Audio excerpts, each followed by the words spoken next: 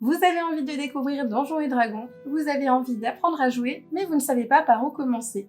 Cette vidéo est faite pour vous, on va voir en détail le matériel nécessaire.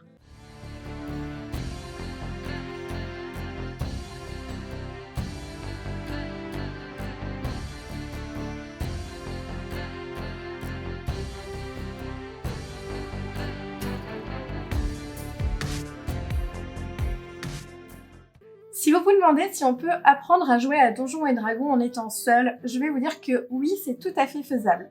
Alors bien sûr, il y aura un certain temps où vous allez devoir lire les règles, apprendre, vous poser un peu dedans. Après, comme toutes les règles du jeu, ça demande une certaine préparation et c'est tout à fait normal. Mais nous avons en plus beaucoup d'outils actuellement qui sont vraiment très agréables pour pouvoir progresser beaucoup plus facilement. La première chose dont je peux vous parler, ce sont les actual play. Ce sont finalement des jeux de rôle sur table, faits par des gens qui sont souvent professionnels, et du coup, ça peut vous permettre de comprendre un petit peu comment marche le système de façon plutôt agréable, puisque vous allez voir en jeu directement comment sont utilisés les différents paramètres. Si vous recherchez des informations plutôt précises comme comment faire une fiche personnage ou comment créer un personnage de certaines classes, vous avez énormément de vidéos sur YouTube maintenant qui sont dédiées à Donjons et Dragons et qui vous proposent des explications qui sont faites oralement. Et je trouve qu'en parallèle du livre, ça vous permet assez facilement de pouvoir comprendre du coup comment ça marche. Le dernier point que je trouve très utile, c'est les communautés que vous pouvez trouver sur internet. Il y a beaucoup de communautés de jeux de rôle actuellement, et si vous avez besoin, sachez que ma communauté Discord est ouverte et qu'on a un salon pour Donjons et Dragons où les gens se font un plaisir de répondre à vos questions. Ce qu'il faut comprendre avec Donjons et Dragons, c'est que c'est tellement fourni que même les gens qui jouent régulièrement ne connaissent pas toutes les règles et ont besoin d'aller chercher des réponses de temps à autre. C'est tout à fait normal, il ne faut pas que vous vous mettiez une pression en vous disant « tant que j'ai pas tout compris, je ne peux pas jouer ». À partir du moment où vous savez faire une fiche personnage, que vous savez lancer quelques tests de compétences, vous êtes déjà prêt à jouer et rien ne vous empêche plus tard de faire une pause pour chercher les informations qui vous manquent. Je vous donne une dernière astuce qui est à peu près fonctionnelle, ça marche pas à tous les coups mais pour des choses assez basiques, c'est très pratique, c'est ChatGPT. Vous pouvez tout à fait demander à ChatGPT des réponses à certaines questions précises de règles. Si vous êtes pendant une partie, par exemple, ça peut être très utile et du coup, c'est très rapide. Même plus rapide que de chercher directement dans un livre. Pour vous donner un exemple un peu plus concret, j'ai moi-même commencé Donjons et Dragons seul et je me suis mis immédiatement au solo avec.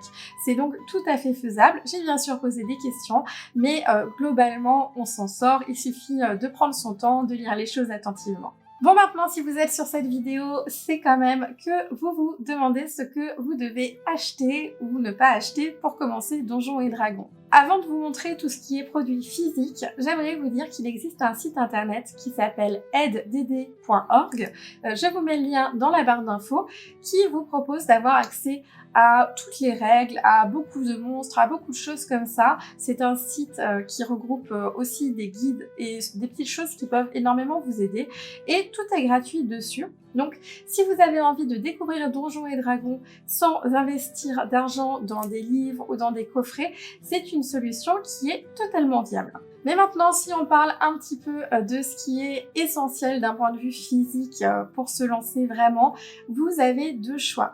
D'un côté, vous avez la boîte L'Essentiel, qui est une boîte normalement d'initiation qui vous permet de jouer entre 3 et 4 joueurs, dont un qui est MJ, et qui vous propose une aventure, une petite campagne, qui est somme toute classique, mais plutôt sympathique.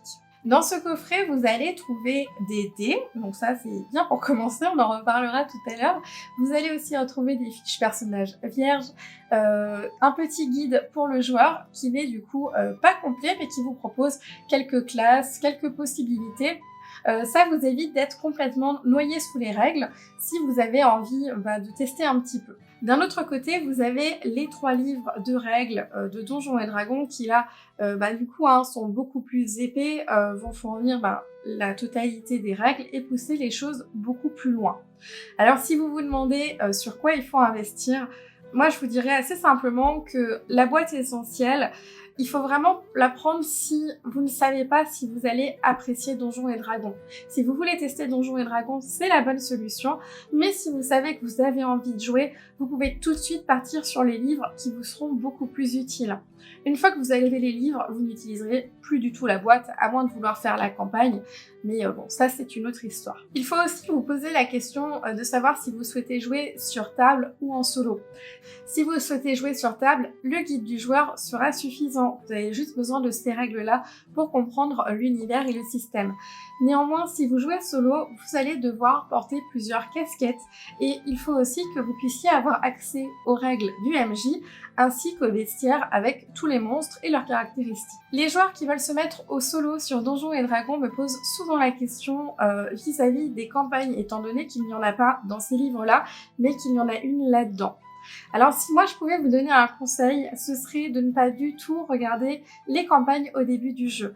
Il vaut vraiment mieux faire du bac à sable quand on est en solo. C'est beaucoup plus agréable, c'est beaucoup plus fluide. Si vous partez sur des campagnes préparées, vous allez vous sentir enfermé sur des rails assez rapidement et en plus ça va vous demander une gestion qui est beaucoup plus lourde. Là il va falloir faire tout le temps le pont entre le MJ et le joueur, enfin c'est très compliqué et il faut pas du tout, à mes yeux, commencer par une campagne officielle. Vous n'allez pas vous amuser et c'est dommage. Vous pouvez toujours plus tard vous lancer dessus, mais en tout cas, c'est pas la peine d'envisager d'en prendre une dès le début ou de réfléchir à ça pour vous lancer. Une autre chose essentielle que vous allez devoir prendre, ce sont des dés, bien sûr. Vous allez trouver des sets assez facilement qui comprennent un dé de chaque et ça vous permettra de jouer à peu près dans toutes les situations avec. Si plus tard vous voulez investir dans d'autres sets, parce que parfois il faut lancer par exemple 4d6, là effectivement c'est plus agréable, mais rien ne vous empêche au début de lancer 4 fois votre dé de 6. Une solution gratuite si jamais vous ne voulez pas investir dans des dés, il y a plein de sites internet qui vous proposent de lancer des dés en ligne, c'est tout à fait faisable, donc vous pouvez passer par là si vous le souhaitez. On va parler maintenant des achats qui ne sont pas essentiels, mais que je vous recommande si vous commencez à jouer parce que ce sera vraiment plus agréable pour vous. La première chose, ce sont les pistes à dés. Bien sûr, vous pouvez lancer vos dés sur une table, mais déjà ça fait du bruit, et puis quand vous les aurez ramassés sous la table 40 ou 50 fois, vous allez vous dire que pourquoi pas investir dans quelque chose qui pourrait un peu vous aider comme ça. Il y en a énormément que vous pouvez trouver un peu partout et à tous les prix, que ce soit en bois, que ce soit en cuir, il y a vraiment de tout. Moi, je vais vous en montrer 2 versions, ça peut vous permettre un petit peu de voir. Il y a celle-ci qu'on trouve assez facilement sur Amazon, qui arrive plate, et en fait, vous avez simplement à clipper les côtés et vous avez une petite piste à dés. Elles sont très bien et elles sont pratiques. Je m'en sers pour les enfants quand ils viennent à la maison et qu'on fait du jeu de rôle ensemble. Vous avez aussi les pistes à dés en version boîte comme celle-ci, avec un intérieur velours. Du coup, celles-ci sont des fabrications artisanales que je fais moi-même. Donc, si vous avez envie de jeter un œil, vous pouvez aller sur le site internet qu'il y a juste en dessous dans la description. Je préfère ce type de piste à dés parce que ça me permet de ranger mon matériel à l'intérieur quand j'ai fini de jouer et du coup de le laisser sur mon bureau. Ça prend pas de place, c'est propre, tous les petits éléments sont dedans et ne se perdent pas. Donc, pour moi, c'est plus ma solution. J'avoue qu'avec les pistes à dés paniers, j'avais un peu plus de mal à les stocker. À chaque fois, il fallait les rouvrir, les mettre à plat. Alors que là, zoup, ça se glisse partout. Une autre chose dans laquelle vous pouvez investir, mais que vous pouvez aussi tout à fait fabriquer vous-même, et je vous conseille ça plutôt au début, ce sont les battle maps. Ce sont en fait des feuilles qui sont quadrillées et qui vous permettent d'évaluer les distances que peut parcourir votre personnage ou des ennemis. Au début, ce qui marche assez bien, c'est de les imprimer sur internet, donc vierges sans décor, et ensuite de les plastifier. Ça vous permet d'écrire dessus avec un marqueur pour tableau blanc et d'effacer facilement au fur et à mesure.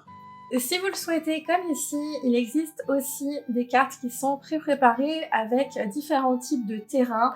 Par exemple, ici, on a de l'eau, de la glace, du désert et aussi quelques éléments de déco comme des forêts. Donc, ils sont aussi plastifiés, ce qui vous permet d'écrire avec les feutres effaçables et de faire bouger vos personnages en fonction de vos besoins. Après, vous n'êtes vraiment pas obligé de vous tourner vers ce type de ressources-là si vous n'êtes pas sûr que vous allez accrocher au jeu. Je pense que c'est vraiment très important au début, quand vous jouez à Donjons et Dragons, de faire assez rapidement ces petites feuilles plastifiées pour pouvoir déplacer vos personnages et gérer les combats. Ça va être très difficile de gérer les combats de façon narrative Surtout si vous jouez seul, c'est pas facile d'imaginer où est le personnage, de calculer les distances. Il faut que vous puissiez visuellement vous rendre compte de où se trouve chacun sur une petite carte. Du coup, il est temps de faire la conclusion. Alors, vous l'avez sûrement compris, mais moi je vous conseillerais vraiment de vous tourner d'abord vers les 3 livres parce que vous allez vous en servir tout au long de vos campagnes, tout au long de vos sessions de jeu, qu'elles soient solo, qu'elles soient sur table.